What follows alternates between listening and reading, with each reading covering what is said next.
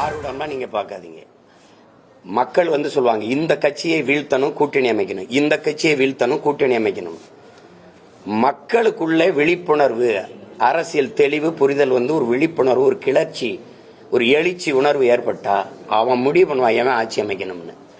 திமுகவை அதிமுக ஒரு தலைமை கூட்டணி அமைச்சு திமுகவை வீழ்த்தணும்னு பேசுறதும், திமுக ஒரு தலைமை பிஜேபி வளர விடாம வீழ்த்தணும்னு பேசுறதும் ரொம்ப வேடிக்கையானது. ஒழிக்கணும்னு நினைச்சா ஒழிப்பான், வேணாம்னு நினைச்சா வேணும். இந்த நாட்டில் நான் சொல்றேன் உங்களுக்கு, திமுக வர வேண்டும் என்று யாரும் வாக்கு செலுத்துறது இல்லை, அதிமுக வர வேண்டும் என்று யாரும் வாக்கு செலுத்துறது இல்லை.